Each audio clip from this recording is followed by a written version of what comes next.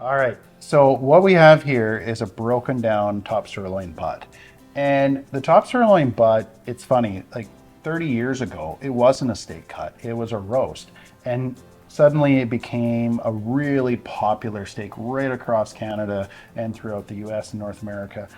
And really, there's so many different options from it. Most people don't understand that, each part of that muscle can be a different cut and add different flavor, different profiles.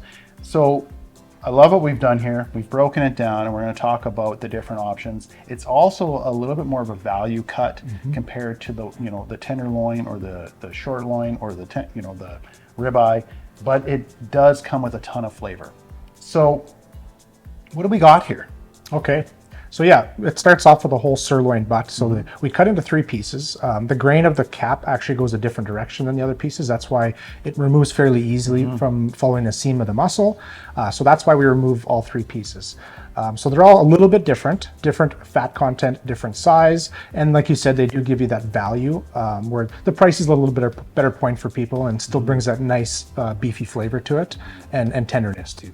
And for the average consumer buying a whole top sirloin butt, it takes quite a bit of skill to break it into the different muscles. There's a lot of different tissue ends going between these, and if you miss that, it is not going to eat well. If you end up with a lot of that tissue between, say, the baseball port here in the center, it's going to eat horribly. Yes. You're going to bite into it and you're going to chew and chew and chew. And that's why we have to break these all apart and make sure. And then when you have the grains running in opposite ways, again, not a good eating experience. So you have to make sure that you break these down.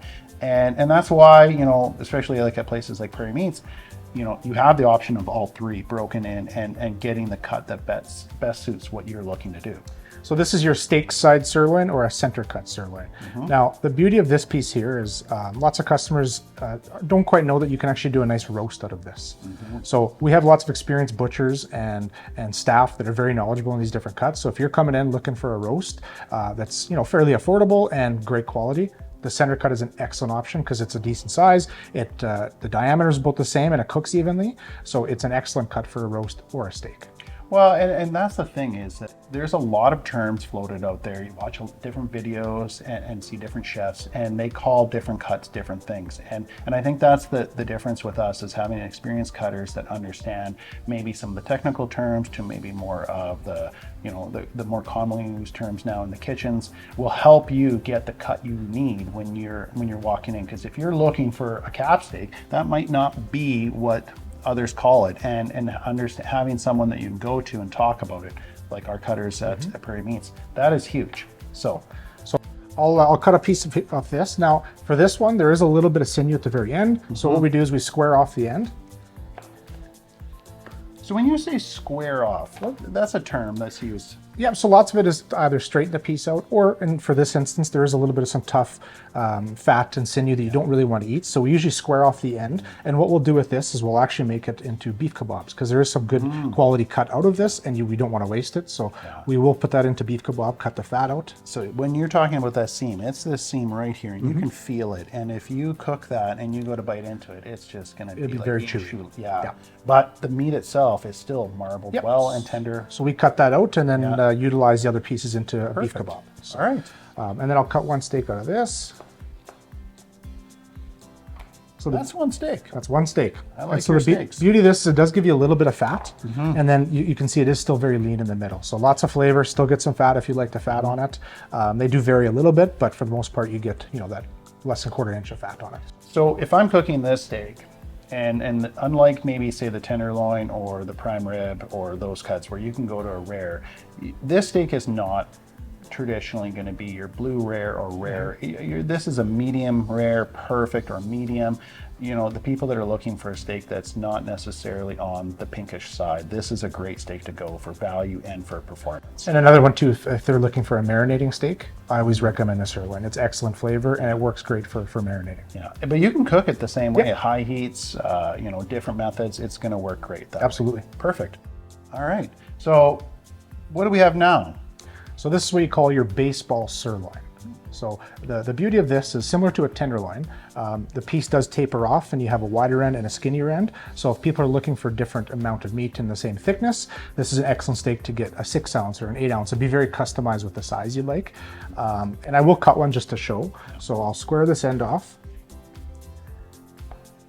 And so as we can see here, it almost looks like a tenderloin. It does.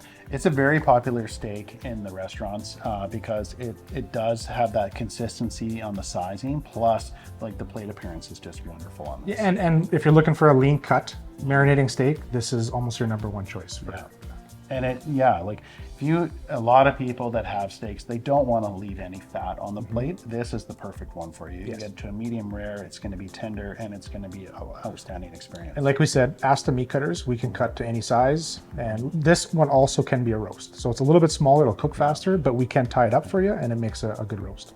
So this cut is extremely popular out there, and it just offers a lot of versatility.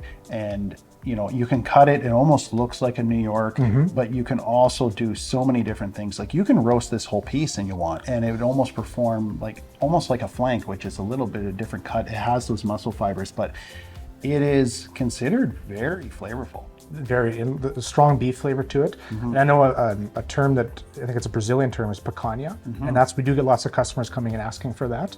And what that is just the whole piece, and you roast it as is, and then cut it for yourself at home, and it's very popular now. So how would you cut this, and how many different steaks can you get out of this one piece? So the very key one for this steak is you can see the grain running this way. A major mistake that people make is cutting it with the grain, because it is sometimes hard to see. So it's very important if you do buy a picanha piece that you watch where the grain is and always cut against the grain. So what happens if I don't? It will be not the best experience for you when you go to eat it. So, and I think that's the confusing part is people think, well, if I cut with that, then it'll actually break apart and it'll be good. But it turns it really tough when you cook it that way, right? And every steak we can see these grains coming through, and the same thing there. You have to follow that guideline. The animal just doesn't work that way otherwise. So perfect. So I'll square a little bit of this off.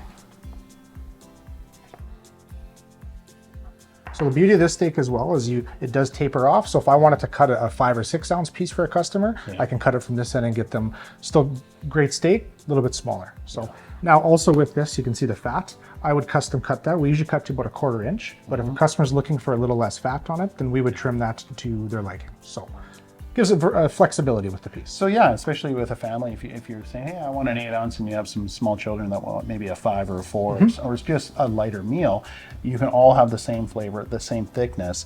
For cooking ease is key, because when you're cooking a steak, the thickness is gonna, not necessarily the width of it. So it allows some versatility there too. Any preferences on cooking this from your end? I'm pretty traditional. I cook my steaks high heat on a barbecue, and I put some barbecue sauce on after. So I'm traditional with my cooking. I don't know if barbecue sauce is traditional, but I will go with you on the high heat and let it rest in just a nice salt finish. But each to their own. That's what this is about.